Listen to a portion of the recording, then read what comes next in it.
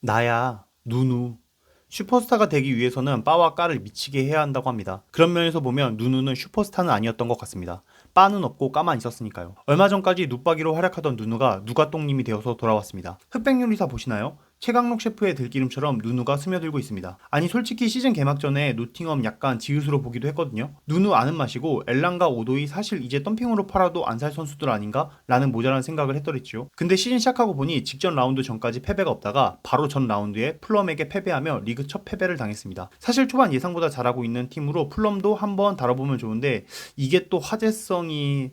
그래서 누누가 이끌고 있는 노팅엄 포레스트의 지금까지 라운드별 경기 간단하게 정리해 보도록 하겠습니다. 이제 다들 아시죠? 추갈목과 함께하는 전술 없는 리뷰입니다. 노팅엄 포레스트 정리해준 영상 딱 하나 있는데 메가풋볼님이 올려주셨습니다. 그거 보세요, 그거. 라운드별 리뷰 보기에 앞서서 지난 시즌 라인업과 이번 시즌 라인업을 비교해 보겠습니다. 왼쪽은 이번 시즌 개막전 라인업이고 오른쪽은 지난 시즌 33라운드 울버햄튼과의 경기에 나선 라인업입니다. 자체적으로 결론부터 이야기 드리자면 지난 시즌 17위를 했던 라인업과 이번 시즌 돌풍을 일으키고 있는 라인업에서 큰 차이가 보이지 않습니다. 오히려 누누다 할 정도로 라인업의 변화가 크게 없음을 알 수 있는데 이 선수들이 이제 누누볼에 적응하고 감독의 요구에 따라 움직이기 시작했음을 알 수 있습니다. 1라운드 본머스와의 경기입니다. 다닐로가 갑작스러운 부상으로 나가며 이른 시간 예이트가 교체로 들어오게 되었습니다. 인생사 세용지마라고 교체로 들어온 예이트가 때린 슈팅을 골리가 막아내며 우드 앞에 떨어졌습니다. 우드는 이런 걸 놓치지 않죠? 선제골로 앞서 나갑니다. 후반 80분경 본머스가 측면에서 올린 공을 노팅엄 토플로가 걷어냈습니다. 하필 그 공이 무릴로를 맞으며 페널티 박스를 벗어나지 못했고 본머스의 해결사 세멘유가 슈팅을 때리며 동점골을 가져갑니다. 1라운드는 홈에서 무승부를 기록하며 살짝 아쉬운 결과를 가져왔습니다. 아쉽지만 승점을 차곡차곡 쌓아야 하는 노팅엄 입장에서는 최악의 상황은 아니었다고 봅니다. 경기적으로 봤을 때 셀스의 선방 능력과 무릴로의 강점과 약점을 찾아볼 수 있는 경기였습니다. 2라운드 소튼과의 경기입니다.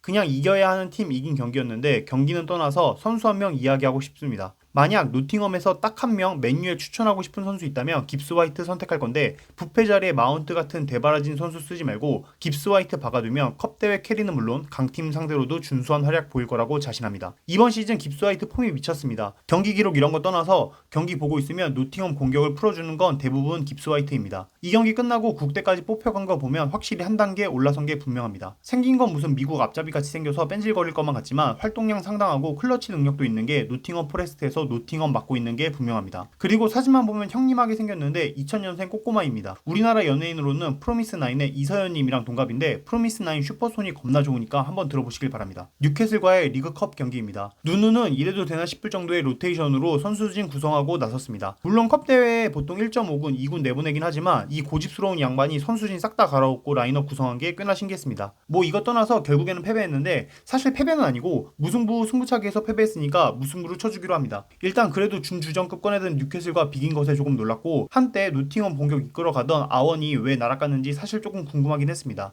여하튼 중원의 쌍갈에 구 공격 리더 아원이가 실축하며 경기는 패배했습니다. 그리고 이건 경기랑은 상관없는데 깁스랑 아이나 개입하지 않나요? 일단 색채가 영국은 아니고 최소 아메리카입니다. 괜히 누누의 전사들이 아닙니다. 3라운드 울버햄튼과의 경기입니다. 돌이켜보면 이 경기는 잡아야 하지 않았나 싶네요. 현재 리그 가장 아랫자리를 차지한 울버햄튼과의 무승부는 아쉽습니다. 이날 우드가 대가리 빨간색이어서 결승골까지 넣을 수 있었는데 울버햄튼 골키퍼 샘 존스톤이 미친 세이브로 경기 지켜냈습니다. 아니 우드는 이름도 우드라서 노팅엄 포레스트와 찰떡입니다. 숲의 나무, 뭐 없어서는 안 되는 존재다 이런 거죠. 아워니를 밀어낸 베테랑 공격수는 힘과 유연함을 겸비로 한 공격수로 조금 높게 쳐주면 보급형 해리케인, 익숙하게 말하면 뉴질랜드산 김신욱 되겠습니다. 누누볼을 완성하는데 큰 역할을 해주고 있는데 누누가 토트넘에서 케인을 이런 식으로 쓰고 싶었구나 살짝 공감해줄 수 있는 부분입니다. 저 ENFP거든요. 4라운드 리버풀과의 경기입니다. 1969년 이후 안필드에서 첫 승리. 그걸 바로 누누가 해냈습니다. 사실상 오늘 영상의 클라이맥스라고 할 수 있는데 A매치 브레이크 이후 치러진 경기에서 거함 리버풀을 잡아내며 승점 3점을 가져왔습니다. 그냥 리버풀도 아니고 슬롯볼이라고 극찬을 받던 리버풀을 상대해서 첫 패배를 안겨주었기에 충격이 더 컸다고 봅니다. 경기를 승리하는 요인을 한두 가지로 정리하기는 어렵기에 다 이야기하기는 어렵고 할 능력도 안 돼서 크게 두 가지만 보겠습니다. 첫 번째로 리버풀의 주전 선수들의 체력 이슈입니다. 리버풀은 A매치 브레이크 이후 경기였음에도 불구하고 주전 선수 11명을 그대로 사용하였습니다.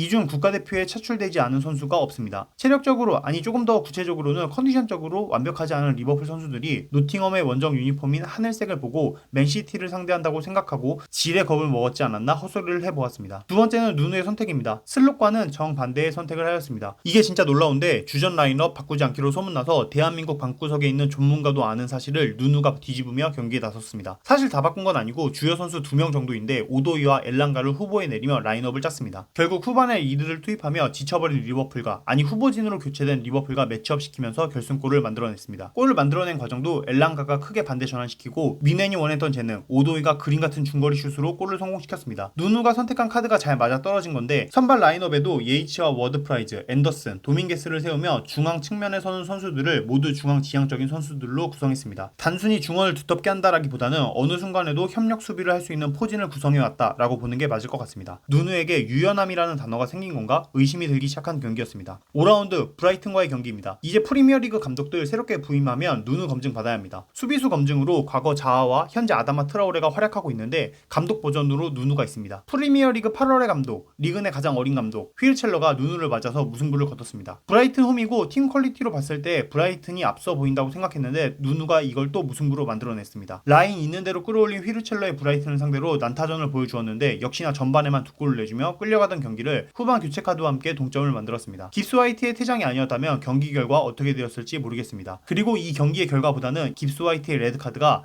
다음 경기에 변수를 만들었다는 점이 더욱 주목할 만한 부분입니다. 6라운드 플럼과의 경기입니다. 리그 첫 패배를 하였습니다. 경기에서 나서지 못한 선수는 깁스 화이트입니다. 수미상관이죠. 제가 초반에 깁스 화이트가 본체라고 했는데 노팅엄이 빠지니 포레스트로 대응할 수밖에 없는 포레스트였습니다. 아워니와 우드를 동시에 넣으며 트윈타워를 가동한 포레스트입니다. 다만 엘랑가와 오도이를 후보로 내리며 리버풀전과 같은 경기를 준비한 것으로 보이나 후반 시작 후 얼마 안 되어 히메네스에게 페널티킥 골을 내주며 경기도 내주었습니다. 개인적인 생각으로 플럼과 노팅엄 공격진 구성이 상당히 비슷한 느낌인데 베테랑 공격수 우드와 히메네즈, 빅클럽 유스 출신으로 팀에서 자리 잡지 못한 2선 자원인 노팅엄은 깁스 화이트, 엘랑가, 오도이, 플럼은 이워비, 에밀 스미스 로우, 아다마 트라오레, 주전 공격진 4인방의 네임밸류가 꽤나 짱짱합니다. 이번 경기에서 2선의 가운데 자리에서 비슷한 역할을 하는 깁스 화이트가 빠진 포레스트였고 스미스 로우가 이제 자리를 잡아가는 플럼의 차이였습니다. 깁스 화이트와 스미스 로우는 취향 차이 정도로 보면 되지 않을까 생각됩니다. 확실히 노팅엄이 없으니까 포레스트는 공격으로 나오는 패스길도 한정적이고 전진성도 떨어지는 느낌을 강하게 받았습니다. 이렇게 7경기를 빠르게 훑어보니 시즌 초반 누누볼의 강점과 우려되는 점을 알 수 있습니다. 누누의 전술적인 유연함이 한 스푼 추가되었다는 점, 모건 깁스 화이트의 성장으로 팀의 전진성과 간결함이 한층 업그레이드 되었다는 점, 우드와 같은 믿음직한 스트라이커, 그 외에 언급은 못했지만 조타 실바와 같은 준수한 교체자원 등이 누누의 축구 철학을 이해하는 선수들로 자리를 잡은 점이 팀을 패배에서 벗어나게 해주고 있다고 보여집니다. 그럼에도 모든 경기는 아니지만 꾸준히 실점을 해오고 있다는 점은 개선해야 하는 부분입니다. 그리고 개인적으로 아직 제어프 세트피스에서 영향력을 못 보여주고 있는데 워드프라이즈 성님 데리고 있으면서 세트피스에서 득점 못할 거면 사실상 10명으로 경기 나서는 것과 같으니 이 부분도 꼭 짚고 넘어가셔야 할 것 같습니다. 수박 겉핥기식으로 본 경기 요약이라서 노팅엄 팬분들은 조금은 아쉽고 관점이 다른 부분이 있을 수 있겠지만 결론적으로 생각보다 누누가 엄청나게 답답하진 않다 라는 점에서는 공감하지 않을까 싶습니다. 개인적으로 눕박이는 놀려야 제맛이라서 다시 마탱이 가길 기원하고 있으나 이것과 별개로 노팅엄이 리그에서 고춧가루 팀으로 활약하는 것은 크나큰 재미입니다. 이제 노팅엄은 A매치 브레이크 전 첼시를 만나게 됩니다. 마레스카도 누누 검증 받아보아야 합니다. 스탠포드 브리지에서 만나게 되는 빡빡이 더비를 기대해보겠습니다. 여하튼 오늘 영상 여기까지고요. 지금까지 축구지금이었습니다. 감사합니다.